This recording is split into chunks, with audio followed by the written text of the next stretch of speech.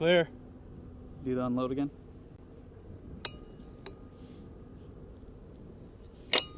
Clear.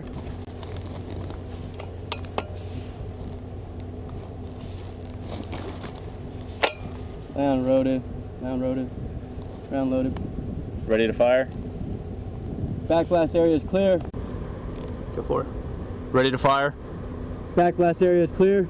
Firing. Ready to fire. Back blast area is clear. Firing. Go. Ready to fire. Back blast area is clear. Firing.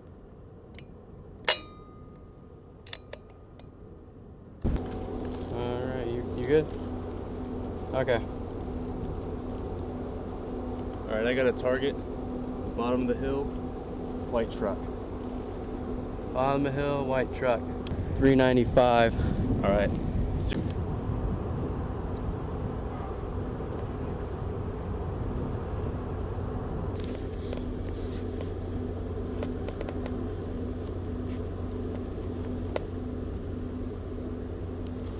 Good. For it. Load round.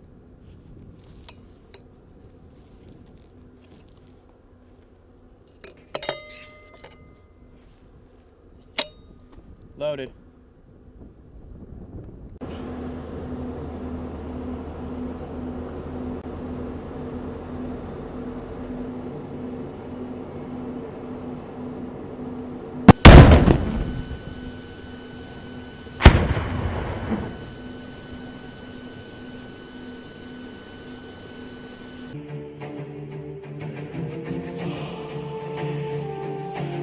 The United States is the most formidable military power the world has ever seen. Arguably, since the end of the Cold War, America has enjoyed a level of dominance unparalleled in history. Neither Rome nor the British Empire enjoyed such a level of superiority over rival powers. While the American military is not the largest on Earth, it is by far the best trained and best equipped force on the planet, putting rivals like Russia and China to shame. But it took generations to develop America's military into the world-beating force it is today. And it wasn't until the end of the Civil War that the US fielded armies that could challenge European militaries on the battlefield. From then onwards, it took 2 world wars before the US military finally established itself as the most dominant force on Earth.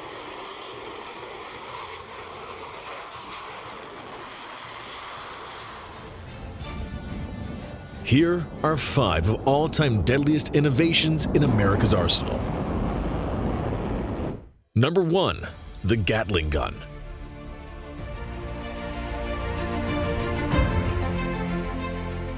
First fielded during the American Civil War, which to this day is the deadliest war in US history with over 600,000 military dead, the Gatling gun was one of the first rapid-fire weapons in history. Consisting of multiple barrels rotating around a central axis, the weapon, invented by Richard Gatling, solved the problem of providing sustained fires for the first time in the gunpowder age. Initially, the US Army, due to the service's conservative nature, was reluctant to adopt Gatling's invention. After Gatling had improved on his initial 6-barrel design that fired 350 rounds per minute, the Army did eventually adopt the new weapon. It was first used in 1864 at the Battle of Petersburg in Virginia. After the end of the Civil War, the Army used a 10-barrel Gatling gun that could fire 400 rounds per minute during various conflicts with the Native American population in what are now the Western states.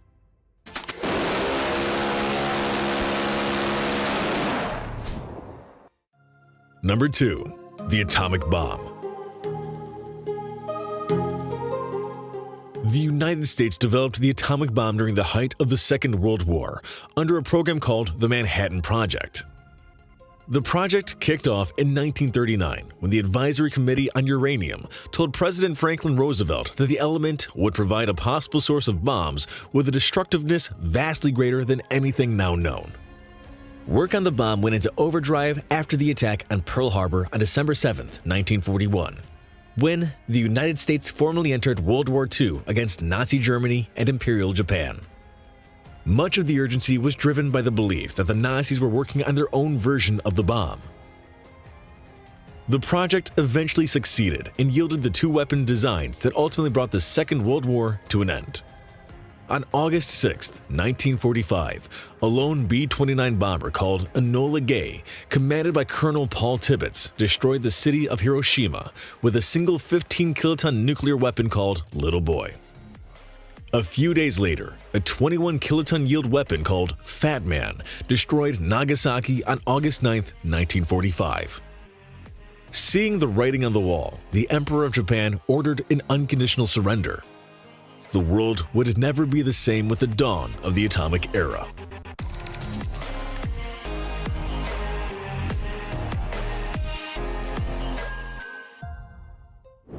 Number 3. Precision-guided weapons. Since the 1970s, one of America's decisive advantages in war has been the ability to hit targets precisely.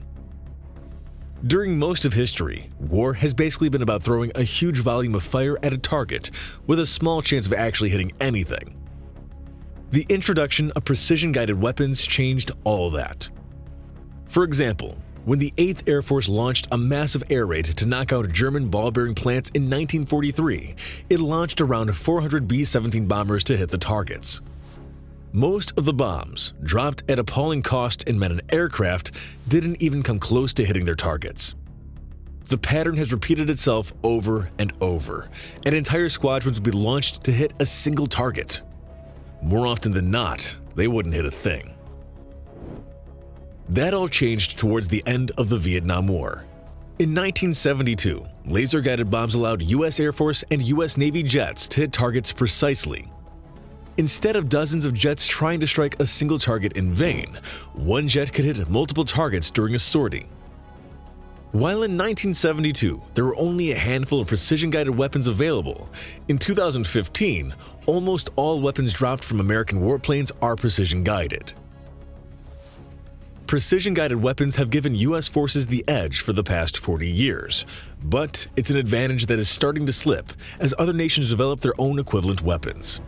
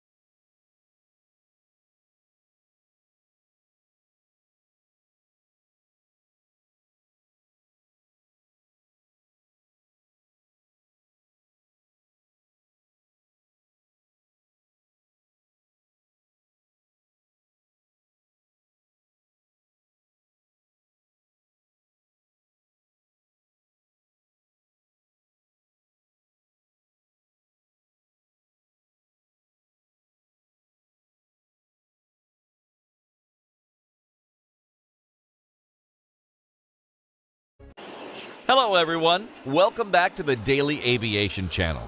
Today, let's discover the enigmatic X-47B.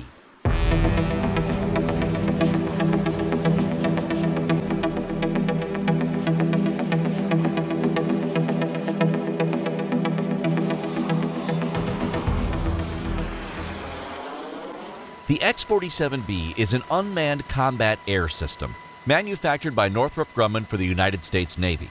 It was developed from the X-47A Pegasus and was intended for aircraft carrier-based operations and arrested landings. It is the first unmanned aircraft to be catapulted from an aircraft carrier. Tailless design and blended wing body structure lower the radar footprint, making the X-47B ideal for penetrating protected airspaces.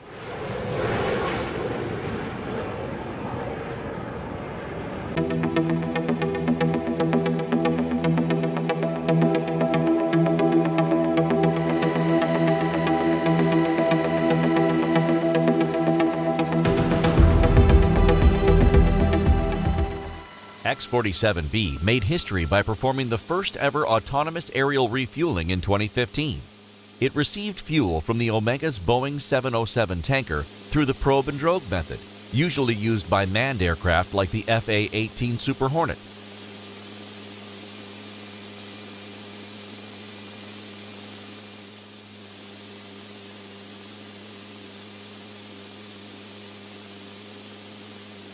Almost done with the turn.